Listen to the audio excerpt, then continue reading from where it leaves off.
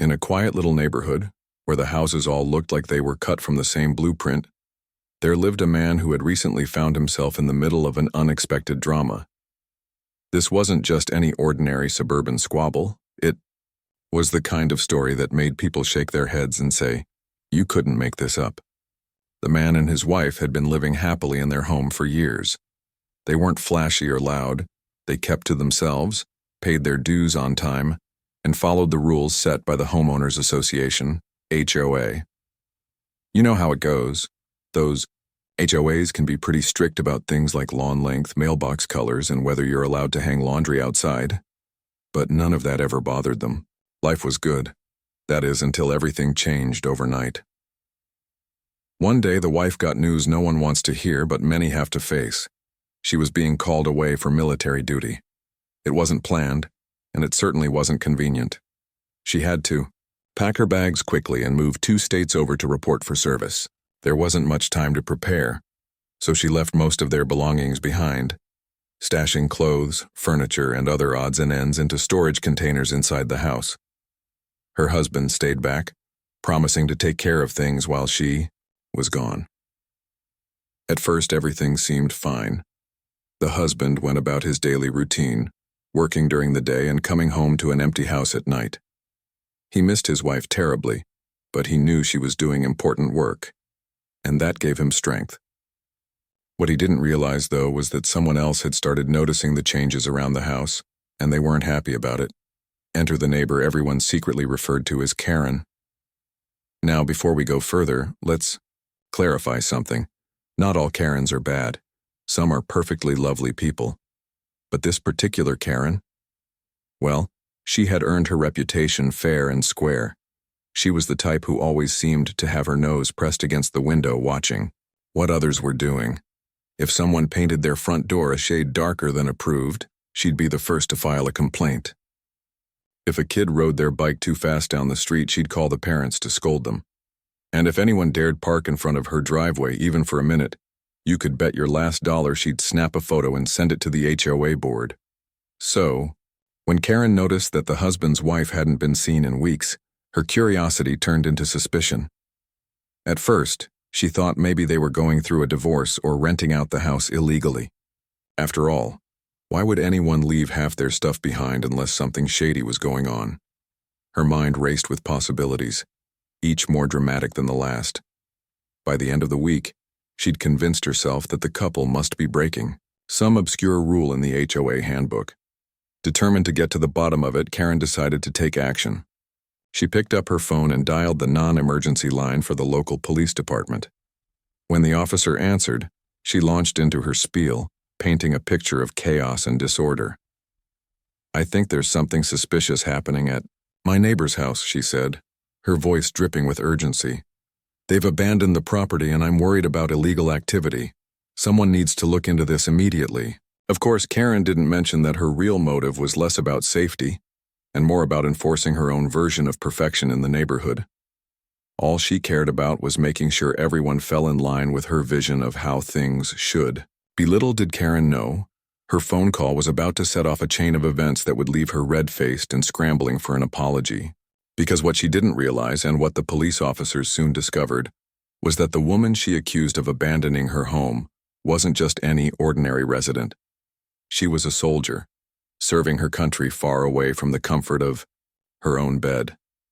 And when the truth came out, Karen's world was about to get flipped upside down. But that's a story for later. For now, the stage was set. A nosy neighbor, a hard-working husband, and a brave soldier thousands of miles away, all connected by one misguided phone call. The next afternoon, the husband returned home after a long day at work. He was tired, hungry, and looking forward to relaxing in peace. But as he pulled into his driveway, something felt off. There were 2 police cars parked outside his house, their lights flashing silently in the fading sunlight. His heart sank. What on earth could this be about? He stepped out of his car cautiously, trying to piece together what might have happened. Had there been a break-in, a fire, or worse, had something gone wrong with his wife's deployment? The questions raced through his mind as he approached the officers standing on his porch. "Sir, are you the homeowner?" One of the officers, asked, his tone calm but serious. The man nodded, still confused. "Can we come inside for a moment? We need to ask you a few questions." The husband hesitated for a split second, but then gestured for them to follow him inside. Once they were seated in the living room, the officer explained why they were there. Apparently, someone had reported suspicious activity at the house. They mentioned vague concerns about abandoned property, possible unauthorized tenants, and violations of HOA rules. At first, the man thought it was some kind of misunderstanding. Maybe a package delivery driver had left something unusual outside, or perhaps a neighbor saw shadows moving in the windows and got spooked. But as the officer continued talking, it became clear that this wasn't just a random check-in. Someone had deliberately called the cops on him. The husband took a deep breath and began explaining the situation. He told them about his wife's sudden departure for military duty, how she'd had to leave quickly and couldn't take everything with her. He assured them that nothing illegal was happening and that all their belongings were simply in storage while she served overseas. To prove his point, he walked over to a drawer, pulled out an important document and handed it to the officers. It was her military ID, a small card that carried immense weight. The photo showed her smiling confidently, her uniform crisp and professional. Below her name was the unmistakable insignia of a high-ranking officer. The officers looked at each other, their expressions softening immediately. "Wow," one of them said, shaking his head. "Your wife is doing incredible work for our country. Thank you both for your service." They apologized for the inconvenience and assured him they'd clear up the matter right away. Within minutes, they were back in their cars, leaving the ID husband alone once again. But here's where things got interesting. Unbeknownst to him, Karen, the nosy neighbor who had made the call, was watching the whole thing unfold from her living room window. She had expected the police to storm in, find evidence of wrongdoing, and maybe even arrest the husband. Instead, she saw something completely different: respect. The officers weren't combative or accusatory. They were polite and understanding. And when the husband handed over the ID, Karen noticed the way the officers handled it, with reverence, almost like it was sacred. Her stomach churned as she realized the enormity of her mistake. This wasn't just any couple.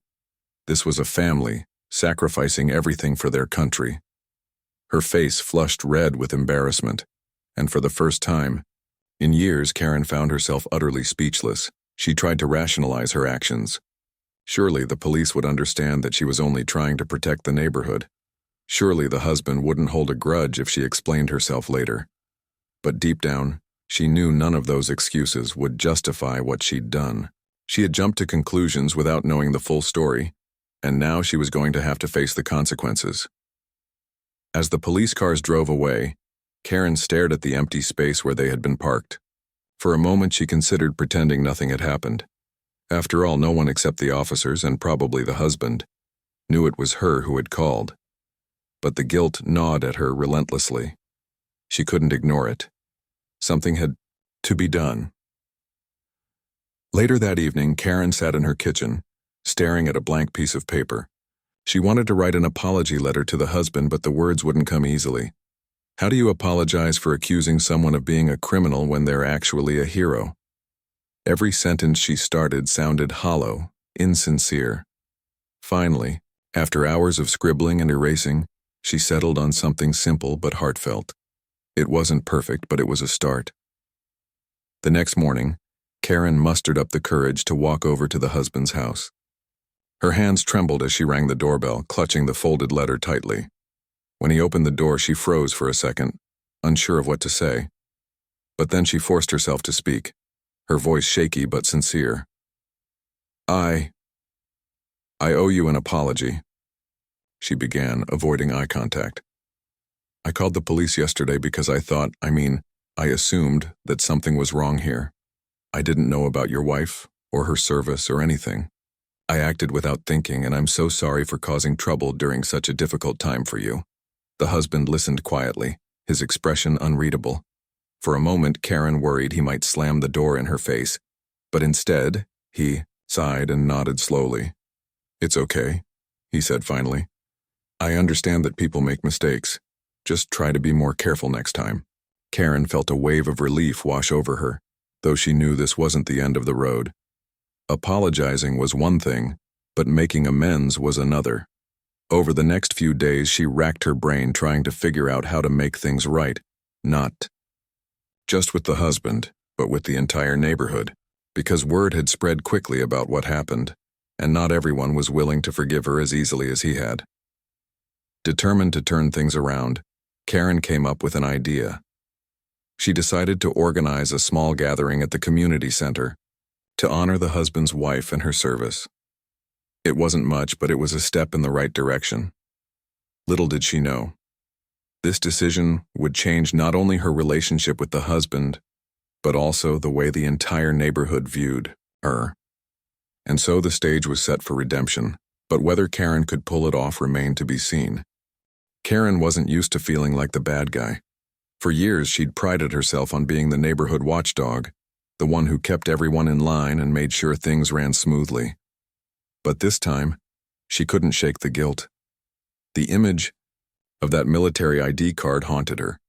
She had accused a soldier's family, someone who was sacrificing so much for the country, of breaking rules and causing trouble.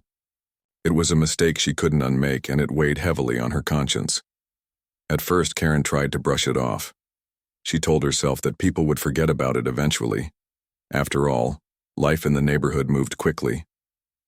Between kids' soccer games, HOA meetings, and weekend barbecues, there was always something new to talk about. But deep down, she knew better. Gossip traveled fast in their tight-knit community, and word of her phone call to the police had already spread like wildfire. Neighbors whispered behind her back when she walked by. Some gave her icy stares, while others avoided her altogether. Even her closest friends seemed distant, unsure of how to act around her now. The worst part? The husband hadn't said a word to anyone about her apology. He hadn't gossiped or complained or tried to stir up drama. Instead, he'd accepted her apology with quiet dignity, almost as if he didn't want to make things harder for her. That silence stung more than anything else. It made her realize just how much respect he had for his wife's service, and how little patience he probably had for Karen's antics. Determined to fix things, Karen threw herself into planning the Dagara community gathering. She spent hours brainstorming ideas, calling local businesses for donations, and reaching out to neighbors for help. At first, no one wanted to get involved. "Why should we support you after what you did?" one neighbor snapped during a phone call. Another hung up on her mid-conversation, but Karen refused to give up. She left handwritten notes in mailboxes, knocked on doors, and even stood outside the grocery store handing out flyers. Slowly but surely, people began to take notice. Maybe she was serious about making amends. Maybe she really did feel sorry. As the days passed, Karen started to see small signs of progress. A few neighbors agreed to bring food for the event. One offered to set up chairs and tables. Another volunteered to bake a cake decorated with an American flag design. Each gesture, no matter how small, gave Karen hope that she might be able to repair some of the damage she'd caused. Still, she knew the real test would come on the day of the gathering itself. When the big day arrived, Karen woke up early, her stomach in knots. She hadn't slept well the night before, tossing and turning as she replayed every possible scenario in her head. What if no one showed up? What if the husband decided not to attend after all? What if the entire thing turned into an awkward disaster? She pushed those thoughts aside and focused on getting everything ready. By noon, the community center was transformed. Red, white, and blue decorations lined the walls, and a table filled with homemade dishes stretched across one side of the room. There was even a banner hanging above the entrance that read, "Thank you for your service." As guests began trickling in, Karen stationed herself near the door, greeting each person with a nervous smile. To her relief, more people showed up than she expected. Some came out of curiosity, others because they genuinely wanted to show their support. Even the skeptical neighbors who had initially refused to help stopped by, if only for a few minutes. The atmosphere was warm and welcoming, a stark contrast to the tension that had gripped the neighborhood just weeks earlier. Then the moment Karen had been dreading and hoping for finally arrived. The front door opened, and the husband stepped inside holding a stack of letters and photos.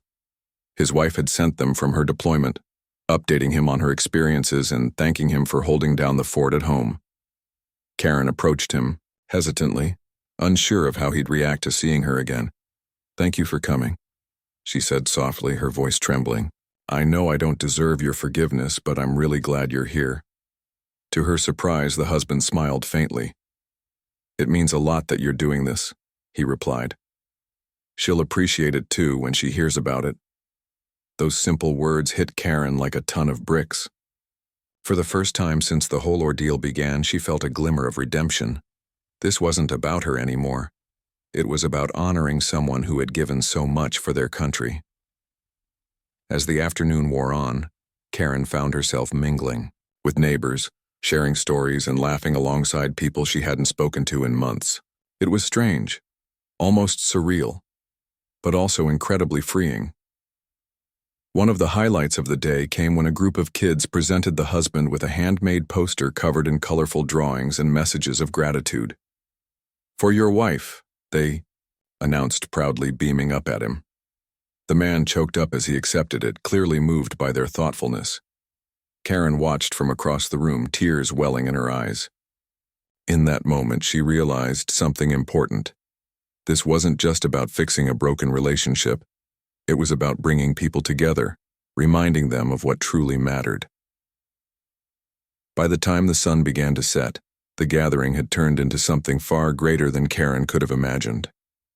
Neighbors hugged goodbye, promising to stay in touch and plan future events. Someone suggested starting a care package drive for deployed soldiers, an idea that sparked immediate enthusiasm. And as Karen locked up the community center later that evening, she couldn't help but feel a sense of pride, not for herself but for the community she had helped bring closer together. Of course, Karen knew she still had a long way to go. Trust takes time to rebuild, and not everyone would forgive her overnight. But for the first time in a long time, she felt hopeful. Hopeful that maybe, just maybe, she could turn her biggest mistake into her greatest opportunity to grow. The days following the community gathering felt different in the neighborhood. There was a new energy in the air, a sense that things were shifting, not dramatically but subtly. People who had once avoided eye contact with Karen now nodded, politely when they passed her on the street. Conversations at the mailbox lingered just a little longer than before. Even the kids seemed friendlier, waving hello as they rode their bikes past her house. It wasn't perfect. Karen knew it would take time for some wounds to fully heal, but it was progress. And for someone who had spent so long clinging to rigid rules and misplaced pride, progress felt like a gift. For the husband, life began to settle into a rhythm again. The chaos of the past few weeks had faded, replaced by a quiet sense of normalcy. He appreciated the effort Karen had put into organizing the event, and the way the neighborhood had rallied around him and his wife. Still, he couldn't help but wonder how long this newfound goodwill would last. Would people forget about the military connection once his wife returned? Would they go back to their old habits, leaving him to navigate the same petty squabbles and HOA disputes as before? Only time would tell. But then something unexpected happened. The letters started arriving. Dozens of them addressed to his wife, filled with heartfelt messages from neighbors she'd never even met. Some were simple notes of gratitude. "Thank you for your service," or "We're thinking of you." Others were more personal, sharing stories of loved ones who had served or expressing admiration for her courage. One neighbor included a drawing made by her young daughter, a stick figure soldier standing tall under an oversized American flag. Another enclosed a photo of their family, writing, "We hope this reminds you of home while you're far away." The husband read each letter carefully, marveling at the outpouring of kindness. He knew his wife would be touched when she saw them, and maybe even a little overwhelmed. She wasn't the type to seek attention or praise. She joined the military because she believed in serving something bigger than herself. But these letters weren't just about recognition, they were about connection. They reminded her that she wasn't alone, even though miles separated her from the people who cared about her. Karen played a key role in collecting and sending the letters. At first, she hesitated to involve herself too much, worried that her presence might overshadow the gesture. But the husband insisted she take part, saying it wouldn't feel right without her. So Karen helped sort through the stack of envelopes, adding her own note to the pile, a short, sincere message apologizing again for her earlier behaviors and thanking the woman for inspiring the community to come together. When the package finally arrived at the base, the wife was stunned. She hadn't expected anything like this. Sure, she'd heard stories from other soldiers about care packages and support groups, but those always seemed to happen to someone else, not her. Yet here she was, surrounded by letters written by strangers who somehow felt like family. As she flipped through the pages, tears streaming down her face, she realized how much her absence had meant to the people back home, not just her husband, but the entire neighborhood. Word of the letters spread quickly among her fellow soldiers, many of whom joked that she must have been secretly famous. "Looks like you've got a fan club," one of them teased, peeking over her shoulder at the colorful drawings and heartfelt notes. She laughed, brushing off the comment, but deep down, she felt a surge of pride. Not for herself, but for the community that had stepped up in such a meaningful way. Meanwhile, back in the neighborhood, Karen continued to work on rebuilding trust. She didn't try to reinvent herself overnight or pretend to be someone she wasn't. Instead, she focused on small, consistent actions, offering to water a neighbor's plants while they were on vacation, volunteering to organize a block party, or simply stopping to chat with someone she normally wouldn't have noticed. These gestures may have seemed minor, but they added up. Over time, people began to see her differently, not as the nosy enforcer of HOA rules, but as someone capable of growth and change. One day, Karen found herself sitting on her porch, sipping coffee and watching the world go by. A group of kids raced down the sidewalk, laughing and shouting as they chased each other. Across the street, two neighbors chatted animatedly, their dogs straining at their leashes in excitement. For the first time in years, Karen felt a sense of belonging, not because she controlled what happened in the neighborhood, but because she was part of it. It struck her then how much she had missed by focusing so narrowly on rules and regulations. Life wasn't about perfection or keeping up appearances. It was messy and unpredictable, full of misunderstandings and second chances. And that was okay. In fact, it was beautiful.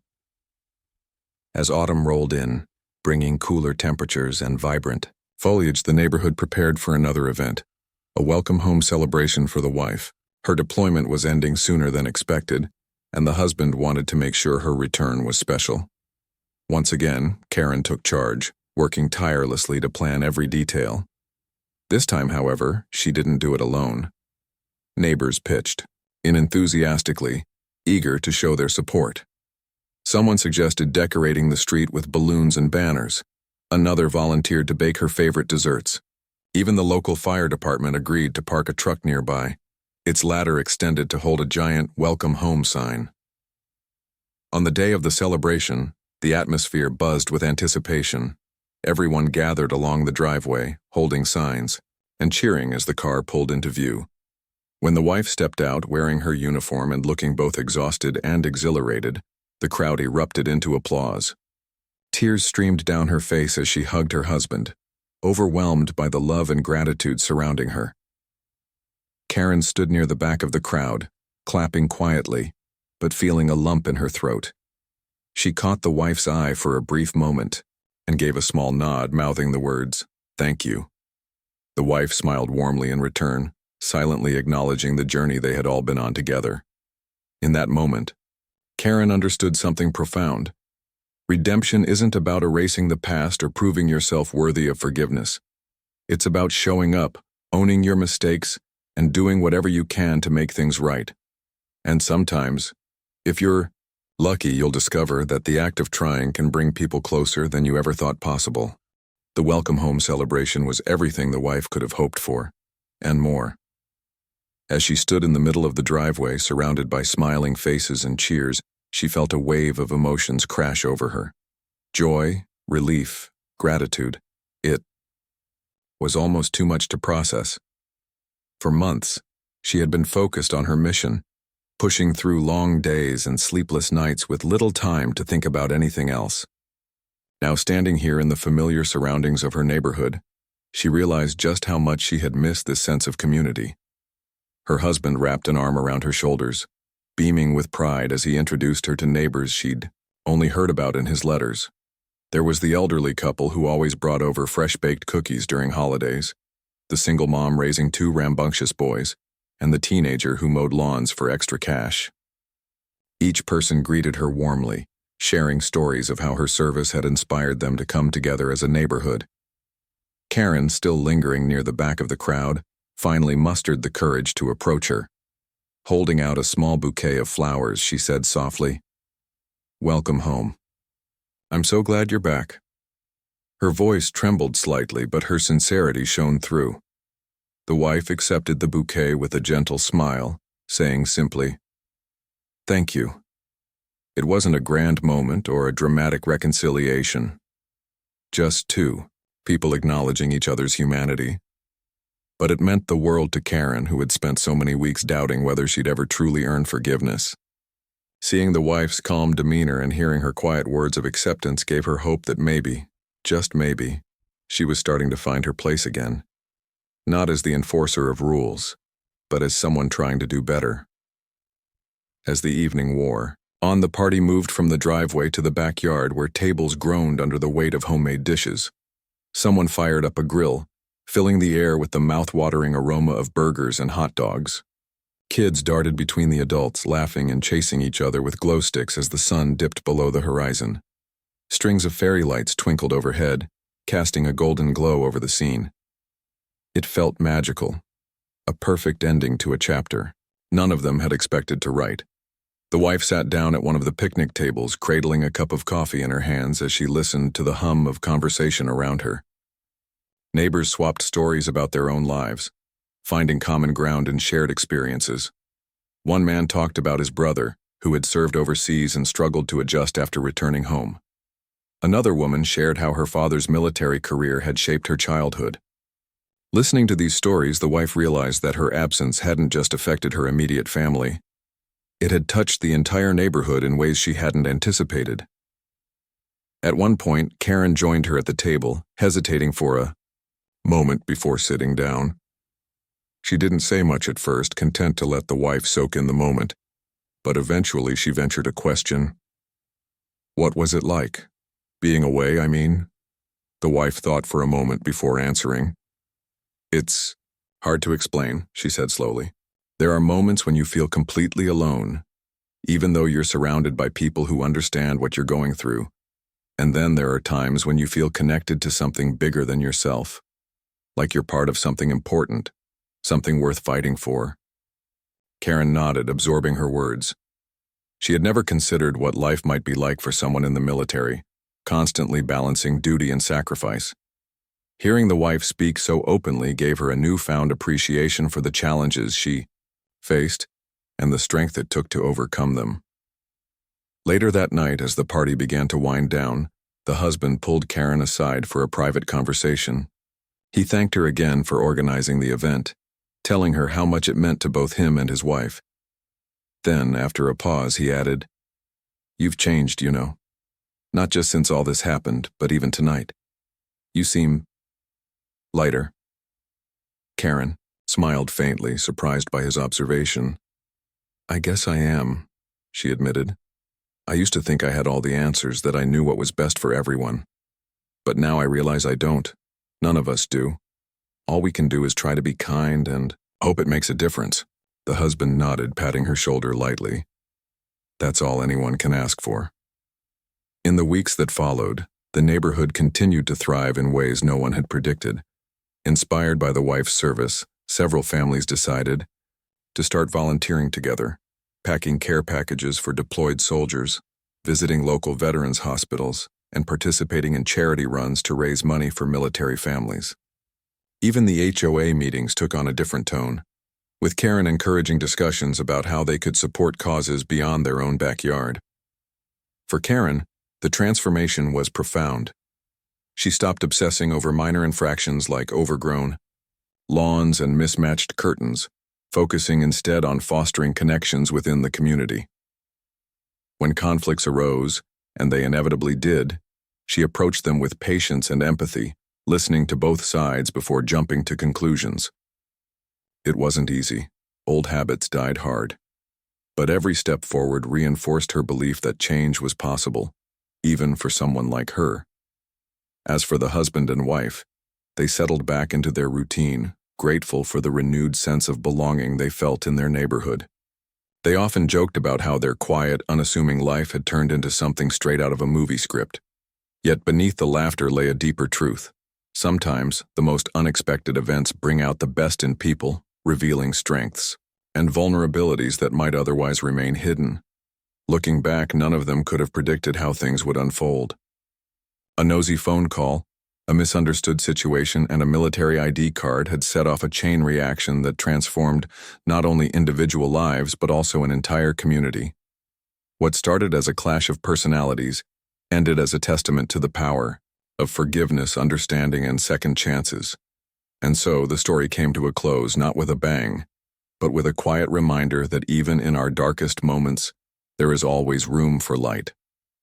Whether it comes from a stranger's kindness, a neighbor's willingness to forgive, or a soldier's unwavering dedication to service, that light has the power to illuminate our paths and guide us towards something greater than ourselves.